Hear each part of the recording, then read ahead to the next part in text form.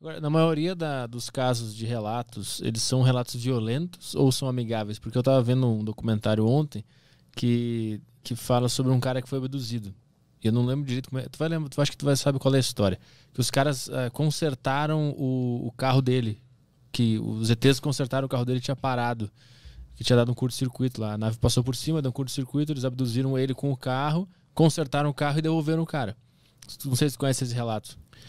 Então, de cabeça, não são tantos casos. Então, a maioria é coisa agressiva, de conflito, ou é meio a meio com amigáveis também? Então, tem dos dois tipos. Tem tanto amigáveis, por exemplo, é mais raro, tá? Esse tipo amigável. Tem um caso que aconteceu na Argentina, por exemplo, que o policial estava com a mão machucada e aí, quando o objeto passou, ele ficou exposto àquela luz, houve uma cicatrização do machucado bem acelerada. Uhum.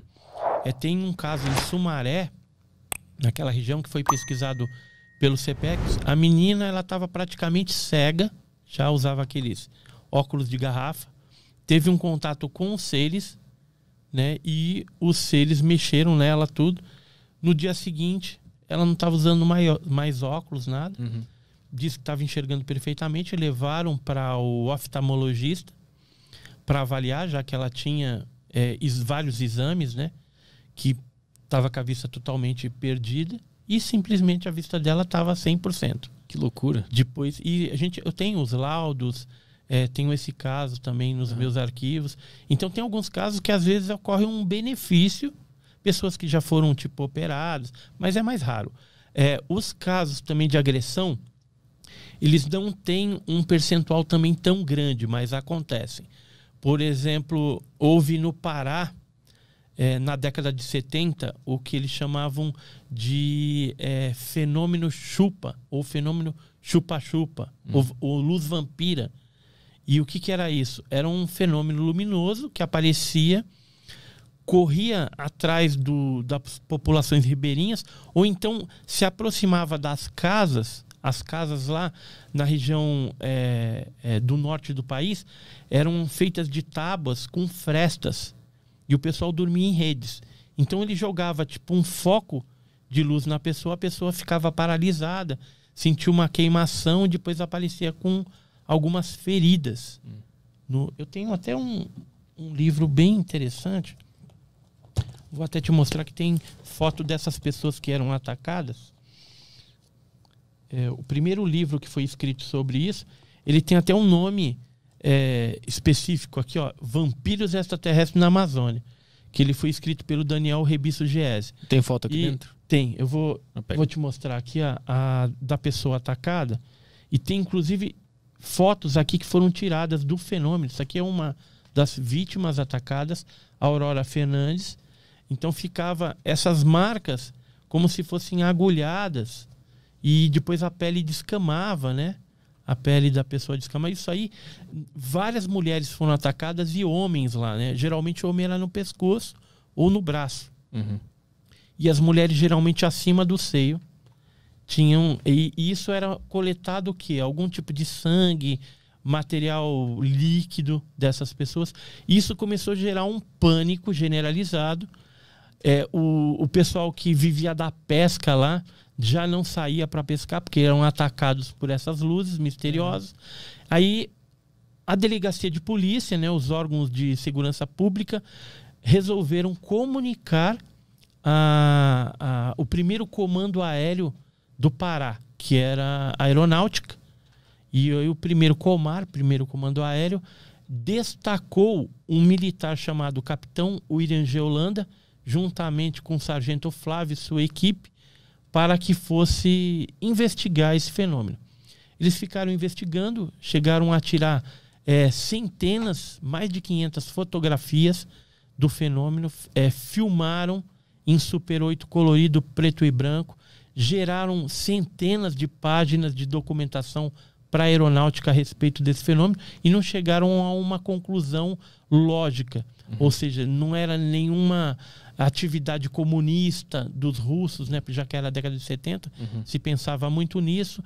Não conseguiram saber o que era isso. Até que a própria equipe de militares começou a ter contatos com esses seres e as naves durante as vigílias que eles faziam durante essas noites em que o fenômeno estava se manifestando. Só para você ter uma ideia, o fenômeno começou em 76, em Belém, migrou para o Maranhão em 77, aí durante 77 ele migrou depois para o estado do Pará, Colares, Ananindeua, várias regiões ali, e depois ele foi para a região amazônica. Aí já nos anos de 78, 79, 80, 81, 82, 83, até 84 ele ficou na região amazônica, do Amazonas, estado do Amazonas, atacando várias pessoas. Isso saía nos jornais. Tem um livro do Carlos Mendes, esse aqui, ó, chama Luzes do Medo. Aqui atrás tem vários jornais que foram publicados na época. Tem algumas folhas aqui, ó. Luz e pavor nas noites vigienses, de vigia. As evoluções dos objetos no céu de vigia. Luz no céu de Belém. Rota dos discos voadores. Então o pessoal fotografava. Professora e policial, as novas vítimas do estranho foco. Ele chamava também de foco. Então foram várias notícias. Ó, disco voador ataca a mulher, pavor na Ilha do Mosqueiro, disco voador em Belém, apareceu na Pedreira.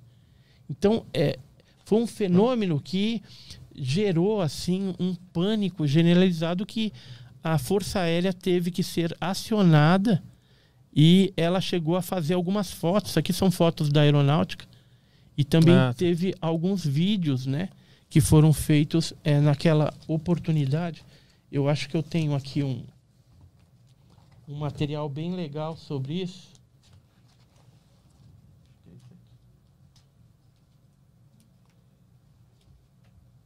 O cachorro não late mais, foi atingido pelo foco. Tinha de tudo, né, naquela época. Eles podiam ir no meu bairro lá. Olha aqui, ó. Esse aqui é algumas fotos, tá? Que a aeronáutica tirou desse fenômeno luminoso que aparecia naquela época. Esse aqui foi um piloto da Varig também, durante aquela época, fotografou um objeto de dia. Isso aqui são documentos oficiais da aeronáutica também que retratam a respeito desse fenômeno lá no norte do nosso país. E esse relatório aqui, isso aqui é interessante, eu consegui com um agente no Maranhão, um relatório de 82 que fala da participação de um agente militar norte-americano, John. Ou seja, teve um determinado momento em que o governo brasileiro ou acionou ou os americanos ficaram sabendo e foram para lá e começaram a trabalhar conjuntamente com a equipe de militares da Força Aérea Brasileira. E hoje a gente sabe que até agentes do extinto SNI também participaram das vigílias. Nesse livro aqui, ó, escrito pelo Jorge Bessa é esse aqui, ele foi um agente do SNI, ele escreveu esse livro, Discos Voadores na Amazônia, a Operação Prato, onde ele cita a participação dele juntamente com o capitão Uranger, numa vigília, onde eles viram um objeto enorme, parecendo uma bola de futebol americano. E o fenômeno, ele não parou. Aqui, ó, aqui é um desenho que até dessas testemunhas me presenteou quando eu estive lá. É um desenho que ele fez em 77 mesmo. Você vê aí que o papel é bem velho, né? E os seres, eles tinham essa configuração aí. Geralmente tinha capacete, os olhos negros. Olha só aqui mais um desenho, ó, desses seres que apareciam. Às vezes eles jogavam um raio paralisante também nas pessoas. Já teve algum relato de conflito armado, troca de tiros com seres? Durante essa Operação Prato, teve um caso no Amazonas em que um matuto ali, um caçador que tinha uma espingarda, ele se sentiu ameaçado por um desses objetos. Ele deu um tiro de espingarda e caiu um pedaço desse objeto voador não identificado, que ele lembra e relatou, até saiu nos jornais, que parecia uma espécie de borracha preta, meio esquisita. E aí depois vieram o pessoal da delegacia e da aeronáutica e recolheram aquele material e levaram embora.